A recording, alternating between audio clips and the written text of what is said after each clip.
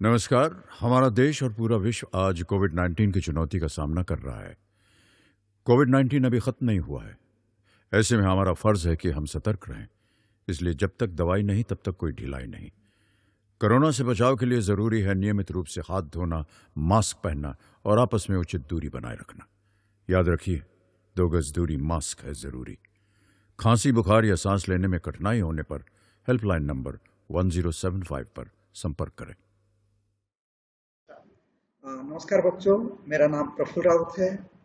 मैं उच्च माध्यमिक शिक्षक शासकीय हमीदिया कन्या उमावी फतेहगढ़ में शिक्षक हूँ।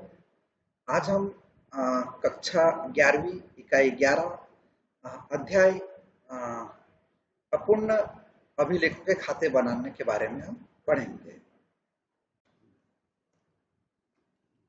आज हम अपूर्ण अभिलेखों से खाते या इखरा लेखा प्रणाली के बारे में हम पढ़ेंगे। जैसे कि ये जो पाठ है हमारा 11th का कॉमर्स का, काफ़ी सरल है और काफ़ी स्कोरिंग वाला है। इसमें हमारे सवाल भी आते हैं और न्यूमेरिकल भी आती है और थ्योरेटिकल पार्ट भी आते हैं। इखरा लेखा प्रणाली और दोहरा लेखा प्रणाली के बारे में आज हम आपको कुछ बताने जा रहा हूँ मैं। इसमें जैसे कि ये हमारा जो पाठ है, पाठ का नाम है अपूर्ण अभिलेख। अपूर्ण यानी जो अनकम्प्लीट जो हमारे डॉक्यूमेंट्स है उसके बारे में हम खाते बनाना सीखेंगे, जो कि हम इखरा लेखा प्रणाली और दोहरा लेखा प्रणाली के कागजों पर काफी कुछ इसमें दिया हुआ है। यह बहुत सरल है। अब जैसे इखरा लेखा प्रणाली के बारे में हम पढ़ेंगे, दोहरा लेखा प्रणाली के बारे में पढ़ेंगे, इसकी विशेषताएं पढ़ेंगे, इसकी उपयोगिता पढ़ेंगे, इसके गुण पढ़ेंगे, इसके लाभ पढ़ेंगे और इसके दोष भी हम पढ़ेंगे। अब हम जो है इस अध्याय के जो अध्ययन के पश्चात जो है अपूर्ण लेखों से खाते को हम समझ पाएंगे, विशेषताओं का वर्णन कर सकेंगे, इखरा लेखा प्रणाली और दोहरा लेखा प्रणाली के मध्य जो हमारे अंतर है उसको हम स्पष्ट कर सकेंगे, अवस्था विवरण तैयार कर सकेंगे, अवस्था विवरण विधि के अनुसार लाभ की गणना कर सकेंगे, अवस्था विवरण व चिट्ठे में अंतर कर सकेंगे और हम जैसे कि अभी आप जैसा कि अभी हमने इखरा लेखा प्रणाली की विशेषताओं के बारे में बताया था। अब बच्चों में आपको बताना चाहता हूँ कि जो है इखरा लेखा प्रणाली, इसे हम आशय, परिभाषा, प्रणाली, विशेषताएं और भी हम इसके लाभ और उपयोगिता के बारे में हम पढ़ेंगे। इसके गुण दोष के बारे में पढ़ेंगे, इसके दोहरा लेखा प्रणाली और इखरा लेखा प्रणाली में अंतर पढ़ेंगे, इसके प्रकार पढ़ेंगे और इसके अंतर्गत जो भी लाभ आते हैं उसके बारे में पढ़ेंगे। अवस्था विवरण प्रणाली के अंतर्गत अपनाई जाने वाली प्रक्रियाओं के बारे में समझेंगे, अवस्था विवरण तथा चिट्ठी के अंतर के बारे में हम पढ़ेंगे। और मैं आपको एक चीज और बताना चाहता हूँ कि इखरा लेखा प्रणाली क्या है और दोहरा लेखा प्रणाली क्या है। पहले तो मैं आपको ये बता दूं कि इखरा लेखा प्रणाली में नगद व्यवहार और व्यक्तिगत खातों का हम लेखा करते हैं और इसमें जो प्रमाण है, मतलब कि हमारे जो ओरिजिनल डॉक्यूमेंट्स है उस पर निर्भर करते हैं। ये छोटे आकार के व्यापारियों के लिए बहुत ही सरल है और संपत्ति खाते संबंधित खाते नहीं रखते। आपको बता दूं मैं, अब जैसे कि हमारी ये परिभाषा है कि कार्टर के अनुसार मैं आपको इसका अर्थ बताना चाहता हूँ। सबसे पहले तो मैं आपके इसको अर्थ बताना चाहता हूँ कि लेखांकन की दोहरा लेखा प्रणाली लेखा रखने की वैज्ञानिक एवं शुद्ध प्रणाली है। इसमें विस्तृत लेखे रखकर तलपट बनाकर लेखों की गणितीय शुद्धता की जांच हम करते हैं तथा अंतिम खाते बनाए जाते हैं। लेकिन छोटे आकार के व्यवसाय में इस विस्तृत एवं खर्चीली प्रणाली से लेखा न करते हुए लेखांकन की इखरा लेखा प्रणाली यानी सिंगल एंट्री सिस्टम के से ही काम चल जाता है। खाता बही में भी सिर्फ व्यक्तिगत खाते यानी पर्सनल अकाउंट रखे जाते हैं, वास्तविक तथा नाम मात्र के खाते नहीं रखे जाते, इसलिए इसे हम अपूर्ण लेखा पद्धति कहते हैं। अपूर्ण अभिलेख यानी कि हमारे पास पूरे डॉक्यूमेंट्स नहीं है। जैसे कि इसमें इखरा लेखा प्रणाली से आशय एवं इसकी परिभाषा, जो कि कार्टर के अनुसार इखरी लेखा प्रणाली यह प्रणाली है जिसमें किसी व्यवहार के द्विपक्ष पहलू को छोड़ दिया जाता है तथा इसका परिणाम स्वरूप किसी व्यापार को अपनी व्यापारिक स्थिति के ज्ञान के संबंध में आवश्यक सूचनाएं नहीं हो पाती है। अब हम इसके बारे में मैं बताना चाहता हूँ कि इसकी प्रणाली लेखांकन की ऐसी प्रणाली जिसमें दोहरा लेखा प्रणाली के सिद्धांतों का पूर्णतः पालन नहीं किया जाता, इसे खरा लेखा प्रणाली भी कहते हैं। इस प्रणाली में लेन देनों का लेखा सामान्यतः एक ही पक्ष में होता है, अतः इसे अपूर्ण लेखा प्रणाली भी कहते हैं। विभिन्न विद्वानों ने खरा लेखा प्रणाली को निम्न प्रकार से बताया है। जैसे कि अभी मैंने आपको फिर से आपको बताया था कि इसका जो है केवल नकद व्यवहार का लेखा हम करते हैं। इस प्रणाली में रोकड़ बही बनाकर सिर्फ नकद व्यवहारों का ही लेखा किया जाता है। उधार क्रय एवं उधार विक्रय का लेखा बिल्कुल नहीं किया जाता। अब केवल व्यक्तिगत खातों में लेखा देखिए, इखरा लेखा प्रणाली में व्यक्तिगत खातों का लेखा किया जाता है। इसमें वास्तविक एवं नाम मात्र के खाते नहीं खोले जाते हैं और इसमें परिवर्तनीय समय समय पर हम इसके खाते परिस्थिति के अनुसार परिवर्तित करते रहते हैं। प्रमाणक पर निर्भरता, प्रमाणक यानी हमारे जो ओरिजिनल डॉक्यूमेंट्स है। व्यापार से संबंधित किसी भी प्रकार की सूचना प्राप्त करने के लिए मूल यानी ओरिजिनल कागज की सहायता लेनी पड़ती है। छोटे आकार के व्यापारियों के लिए उपयुक्त ऐसे व्यापारी जिनके व्यापार का आकार छोटा है, जैसे फेरी वाले, ठेले पर सामान रखकर विक्रय करने वाले इत्यादि के लिए यह प्रणाली बहुत ही सरल है। सरल एवं नित्यव्ययी, इखरा लेखा प्रणाली में कम पुस्तक रखने के कारण लेखांकन की यह प्रणाली सरल एवं नित्यव्ययी है। संपत्तियों के खाते, इस प्रणाली में संपत्तियों से संबंधित खाते नहीं रखे जाते हैं। देखिए बच्चों, सुनो ध्यान से इसको, इस प्रणाली में संपत्तियों से संबंधित खाते नहीं रखे जाते। उपयुक्तता, यह प्रणाली एकाकी व्यापार के लिए उपयुक्त मानी जाती है। जैसा कि अभी हमने खरा लेखा प्रणाली के बारे में पढ़ा था। बच्चों, मैं आपको बता दूं कि यह जो है परीक्षा में हमेशा आता है। खरा लेखा प्रणाली क्या है, इसकी विशेषता क्या है, इसके गुण क्या है। तो आप इसको ये आपके टीवी पर आप इसका फोटो खींच सकते हो, देख सकते हो कि खरा लेखा प्रणाली क्या है। अब जो है हम अपूर्णता के कारण के बारे में मैं आपको कुछ बताना चाहता हूँ। जैसे कि अपूर्णता लेखा प्रणाली के अपूर्ण होने के निम्न कारण हैं। जैसे सीमित साधन, छोटे आकार के व्यापार के स्वामी के पास, फिर रिपीट कर रहा हूँ, सुनिए आप ध्यान से, छोटे आकार के व्यापार के स्वामी के पास सीमित संसाधन होते हैं, वे स्वयं ही लेखांकन कार्य करते हैं। अब अज्ञानता, दोहरा लेखा प्रणाली का ज्ञान न होने के कारण भी व्यापारी इस प्रणाली को अपना लेते हैं। प्रमाण नष्ट हो जाना, किसी आकस्मिक घटना जैसे आग लग जाना, बाढ़ आना इत्यादि के कारण लेखांकन के प्रमाण नष्ट हो जाते हैं। परिणाम स्वरूप लेखे अपूर्ण रह जाते हैं। गोपनीयता, गोपनीयता के कारण भी कुछ व्यापारी इस पद्धति को अपना लेते हैं। अब जो है हमारा अपूर्णता के कारण हो गया है। अब हम जो है इखरा लेखा प्रणाली के लाभ अथवा उपयोगिता के बारे में हम समझेंगे। देखिए, ये जो क्वेश्चन है काफी एग्जाम में आता है, आपके तिमाही, छमाही और मेन एग्जाम में भी आता है। आप चाहो तो इसका फोटो ले सकते हैं, जो हमारे टीम में जो दिखा रहा है उसका फोटो ले सकते हो, क्योंकि यदि पॉइंट हम ध्यान रखते हैं तो पॉइंट के आधार पर हम काफी कुछ लिख सकते हैं, समझकर हम लिख सकते हैं, तो इसमें हमें गलती होने की संभावना कम होती है।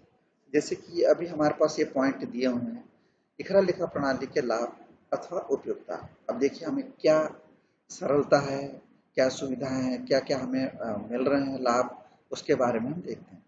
सुविधाजनक, स्रोतों का दोहरे रूप में लेखा नहीं करने के कारण यह प्रणाली सुविधाजनक कही जाती है।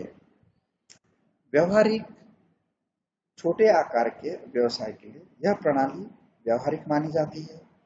इसके द्वारा वे अपने उद्देश्यों की पूर्ति कर लेते हैं। प्रशिक्षित व्यक्ति की आवश्यकता नहीं। इस प्रणाली में लेखे रखने के लिए किसी प्रशिक्षित व्यक्ति की आवश्यकता नहीं होती। इस पद्धति से एक सामान्य व्यक्ति भी लेखे रख सकता है। अब पूर्ण गोपनीयता, मतलब बिल्कुल किसी को कोई चीज नहीं बताई जाती, पूर्ण गोपनीयता रखी जाती है। और इखरा लेखा प्रणाली में सामान्यतः व्यापारी स्वयं ही लेखे रखता है, जिसमें व्यापार में पूर्ण गोपनीयता बनी रहती है। अब समय की बचत, इस पद्धति में व्यवहारों के सभी पहलुओं का पूर्ण लेखा न करने, उनके महत्वपूर्ण पहलू पर ही ध्यान केंद्रित किया जाता है।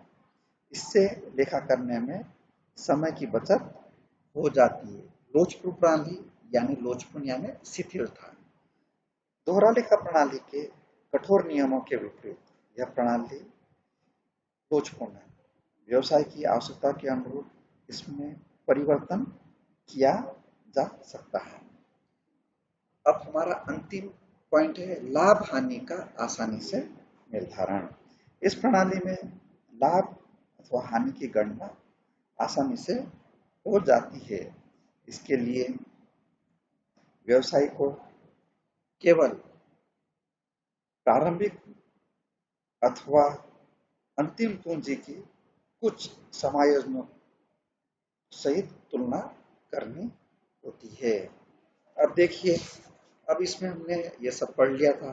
अब ये व्यवहारिक के बारे में भी हमने पढ़ा था। दोहरा लेखा प्रणाली काफ़ी इजी है और ये हमेशा एग्जाम में आता है। आप चाहो तो इसमें सही विकल्प, खाली स्थान, सही जोड़ी, ये सब चीज़ें हमें यहाँ पे दिखाई देती है, जिसके आधार पर हम बच्चों को सवाल, न्यूनतम विकल्प और थ्योरेटिकल पार्ट हम इसमें काफ़ी बताते हैं। अब जैसा कि हमने लाभ पढ़ा, अब इखरा लेखा प्रणाली के दोष या सीमा। सिंगल एंट्री सिस्टम जाहिर है कि जब जहाँ फायदा होगा वहाँ पे नुकसान भी होने की संभावना बनी रहती है। तो देखिए, अब हम इसके दोषों के बारे में हम कुछ समझते हैं। अब पहला हमारा पॉइंट दिया है अपूर्ण एवं अवैज्ञानिक। दोहरे पक्ष में लेखा नहीं करने के कारण इस प्रणाली को अपूर्ण एवं अवैज्ञानिक माना जाता है। यानी एक पक्ष होता है हमारा डेबिट, एक पक्ष होता है हमारा क्रेडिट। यदि हम सिर्फ डेबिट साइड में करेंगे तो यह हमारा अपूर्ण कहलाता है। इस वजह से इसमें थोड़ी सी हमें परेशानी होती है। तलपट बनाना संभव नहीं। दोनों पक्षों में लेखा नहीं करने के कारण इस पद्धति में तलपट नहीं बनाया जा सकता, अतः गणितीय शुद्धता की जांच भी हम नहीं कर पाते। वास्तविक वित्तीय स्थिति, इस प्रणाली से चिट्ठा नहीं बनाया जा सकता, ये तो आप भी जानते हैं। परिणाम स्वरूप व्यवसाय की वास्तविक वित्तीय स्थिति की जानकारी प्राप्त नहीं हो पाती। आप समझ रहे हो बच्चों? फिर से मैं रिपीट चाहो तो कर सकता हूँ कि इस प्रणाली से चिट्ठा नहीं बनाया जा सकता। परिणाम स्वरूप व्यवसाय की वास्तविक वित्तीय स्थिति की जानकारी प्राप्त नहीं हो पाती। तुलनात्मक अध्ययन संभव नहीं। अपूर्ण सूचनाओं के कारण तुलनात्मक अध्ययन संभव नहीं हो पाता। संपत्तियों पर नियंत्रण संभव नहीं। संपत्तियों के खाते नहीं होने के कारण संपत्तियों पर नियंत्रण नहीं रहता। वास्तविक लाभ हानि का ज्ञान नहीं। व्यापार खाता एवं लाभ हानि खाता नहीं बन पाने के कारण लाभ हानि की वास्तविक स्थिति का ज्ञान नहीं हो पाता। केवल व्यक्तिगत खातों को महत्व। लेखांकन की इस प्रणाली में सिर्फ व्यक्तिगत खातों को ही महत्व दिया जाता है। वास्तविक एवं नाममात्र के खातों को नजरअंदाज कर दिया जाता है। वित्त प्राप्त करने में कठिनाई। वैज्ञानिक पद्धति से लेखे ना रखने के कारण बैंक एवं अन्य वित्तीय संस्थानों से वित्त प्राप्त करने में कठिनाई होती है।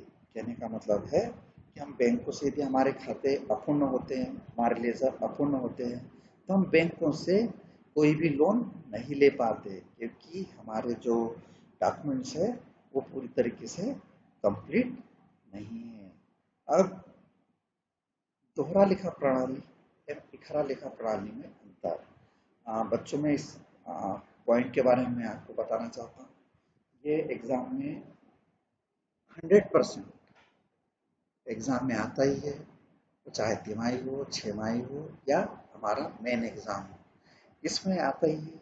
आप इसको बहुत ध्यान से सुनिए। चाहो तो आपके टीवी स्क्रीन पे आपको बराबर दिख रहा है जो कि पॉइंट बने हुए हैं, आप इसके फोटो भी खींच सकते हैं या ध्यान से आप सुन सकते हैं। जो हमारा अंतर है दोहरा लेखा प्रणाली और इकहरा लेखा प्रणाली के बारे में अंतर है, काफ़ी सरल है और आसान भी है। तो देखिए, देखा, इसमें व्यवहारों का दोहरा लेखा किया जाता है। इकहरा लेखा प्रणाली में कुछ व्यवहारों का दोहरा, कुछ का इकहरा एवं कुछ का बिल्कुल ही लेखा नहीं किया जाता। और खाते, इसमें व्यक्तिगत, वास्तविक एवं नाममात्र के तीनों ही खाते खोले जाते हैं। आप इसको ध्यान से सुनिए कि इसमें व्यक्तिगत, वास्तविक एवं नाममात्र के तीनों ही खाते खोले जाते हैं, जबकि इकहरा लेखा प्रणाली में सिर्फ व्यक्तिगत एवं रोकड़ खाता ही खोला जाता है। अब उपयुक्त, यह प्रणाली सभी प्रकार के व्यवसाय, छोटे हो या बड़े, के लिए बहुत ही उपयुक्त है। और इकहरा लेखा प्रणाली सिर्फ छोटे आकार के व्यवसाय के लिए ही उपयुक्त। जैसे कि मैंने आपको बताया था, इकहरा लेखा प्रणाली छोटे व्यापारियों के लिए काफी सरल प्रणाली है। अब इसमें तलपट एवं अंतिम खाते, देखिए, इस विधि में तलपट एवं अंतिम खाते दोनों ही बनाए जाते हैं, जबकि इकहरा लेखा प्रणाली में ना तो तलपट बनाया जाता है और ना ही अंतिम खाते बनाए जाते हैं। अब इसकी हमें क्या विश्वसनीयता है, देखिए, इस विधि से बनाए गए खाते विश्वसनीय है और इकहरा लेखा प्रणाली से बनाए गए खाते में तुलनात्मक रूप से विश्वसनीयता की कमी रहती है। आर्थिक स्थिति के बारे में हम पढ़ेंगे अभी। इसमें आर्थिक स्थिति की जानकारी के लिए चिट्ठा बनाया जाता है, जबकि इकहरा लेखा प्रणाली में आर्थिक स्थिति की जानकारी के लिए स्थिति विवरण बनाया जाता है। अब हमारा कानूनी स्वीकृति, इस प्रणाली द्वारा रखी गई पुस्तकों को कानूनी स्वीकृति प्राप्त है। ध्यान से सुनिएगा बच्चों, ध्यान से सुनो। इस प्रणाली की पुस्तकों को कानूनी स्वीकृति प्राप्त नहीं है। कर निर्धारण, दोहरा लेखा प्रणाली से कर निर्धारण की सुविधा जनक एवं वास्तविक होता है। इकहरा लेखा प्रणाली से कर मनमाने ढंग से लगाया जाता है। अब देखिए, आप इकहरा लेखा प्रणाली के प्रकारों के बारे में समझेंगे, जो कि बहुत आसान और सरल है।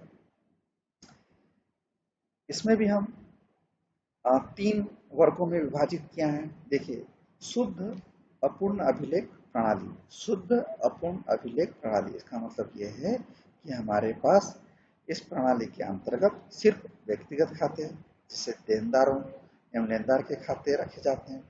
वास्तविक अथवा अवास्तविक खाते से संबंधित खाते नहीं रखे जाते। अब साधारण अपूर्ण अभिलेख प्रणाली, इस प्रणाली के अंतर्गत सिर्फ एक सहायक पुस्तक अर्थात रोकड़ बही एवं देनदारों एवं लेनदारों के व्यक्तिगत खाते रखे जाते हैं। अर्ध अपूर्ण अभिलेख प्रणाली, इस प्रणाली के अंतर्गत व्यक्तिगत खाता, रोकड़ बही तथा कुछ अन्य सहायक पुस्तकें जैसे क्रय बही, विक्रय बही, क्रय वापसी बही, विक्रय वापसी बही रखी जाती है, जो कि हमें काफी आसान है पढ़ने में और सरल है। आप इसका, मैं आपको बार बार बोल रहा हूँ, जो टीवी में आ रहा है, आप इसके फोटो भी खींच सकते हैं और ये हमारे काफ़ी आसान, समझने के लिए भी काफ़ी आसान है। अब जो है इखरा लेखा प्रणाली के अंतर्गत लाभ ज्ञात करना। देखिए बच्चों, ये परीक्षा में भी इस तरीके के प्रश्न आते हैं कि इखरा लेखा प्रणाली के अंतर्गत कौन कौन से हम लाभ प्राप्त करते हैं। अब आप देख सकते हैं या फोटो खींच सकते हैं जो आपके टीवी में और स्क्रीन में आ रहा है। देखिए, इखरा लेखा प्रणाली में व्यापारी अपनी सुविधा के हिसाब से लिखे रखता है। अतः जब आर्थिक परिणाम को जानने की आवश्यकता होती है या लाभ निकालने की आवश्यकता हो, तब निम्न पद्धतियों से किसी को अपनाया जा सकता है, जैसे अवस्था विवरण पद्धति अथवा पूंजी तुलना पद्धति या शुद्ध मूल्य पद्धति या परिवर्तन विधि। अब हम इसके बारे में और भी डिटेल में जानकारी ले सकते हैं, जो कि काफी सरल प्रणाली है। अब अवस्था विवरण प्रणाली के अंतर्गत अपनाई जाने वाली प्रक्रिया है, जैसा कि इस विधि के अंतर्गत किसी वर्ष का शुद्ध लाभ ज्ञात करने के लिए उस वर्ष की प्रारंभ की पूंजी तथा उस वर्ष के अंत की पूंजी की तुलना की जाती है। यदि आवश्यक समायोजनों के पश्चात वर्ष के अंत की पूंजी उस वर्ष के प्रारंभ की पूंजी से अधिक है, तो अंतर को लाभ माना जाएगा, और यदि अंत की पूंजी प्रारंभ की पूंजी से कम है तो हानि मानी जाएगी। अतः इस विधि से लाभ ज्ञात करने के लिए वर्ष की प्रारंभिक पूंजी व अंतिम पूंजी ज्ञात करना आवश्यक हो जाता है। वर्ष के प्रारंभ की पूंजी ज्ञात करने के लिए वर्ष के प्रारंभ के शेष से अवस्था विवरण तैयार किया जाता है, और वर्ष के अंत की पूंजी ज्ञात करने के लिए वर्ष के अंत के शेष से अवस्था विवरण यानी क्लोजिंग स्टेटमेंट ऑफ अफेयर्स तैयार किया जाता है। मेरे ख्याल से बच्चों आपको बहुत इजी और सरल लग रहा होगा, क्योंकि अब हम इसके हमारे जो सवाल है, अब हम उस पर जाएंगे, क्योंकि हम जब तक हम सवाल हमारे फार्मूले देखेंगे, फार्मूले के आधार पर सवाल करेंगे। काफ़ी हम जो जिसको भी जिन बच्चों को यदि कठिन लगता है, मैं आपको इसकी पूरी विधि आपको बताऊंगा, तो ये आपको काफ़ी सरल लगने लगेंगे। प्रारंभिक अवस्था विवरण, देखिए इसका फार्मूला है प्रारंभिक पूंजी बराबर प्रारंभिक संपत्तियां माइनस प्रारंभिक दायित्व। जैसे कि यह पत्रक तभी बनाया जाता है जबकि प्रारंभिक पूंजी ना दी हो। यदि व्यापार उसी वर्ष प्रारंभ किया गया है तो प्रारंभ का स्थिति विवरण बनाने की कोई आवश्यकता नहीं होती।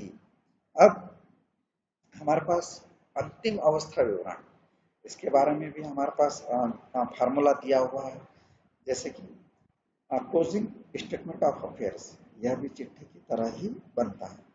इस अंतिम पूंजी ज्ञात करने के लिए बनाया जाता है। इसका फार्मूला है अंतिम पूंजी बराबर अंतिम संपत्तियां माइनस अंतिम दायित्व। जैसे कि closing capital is equal to assets of the end minus liability of at the end. अब हम जो है अवस्था विवरण बनाते समय ध्यान दी जाने वाली हमें जो बातें हैं वो हम आपको बता देते हैं। इसके बगैर हम सवाल नहीं कर सकते, तो इसको आप ध्यान से सुनिए बच्चों। प्रारंभ और अंत दोनों की पूंजी नहीं दी है तो प्रारंभ एवं अंत के अलग अलग स्थिति विवरण बनाए जाते हैं।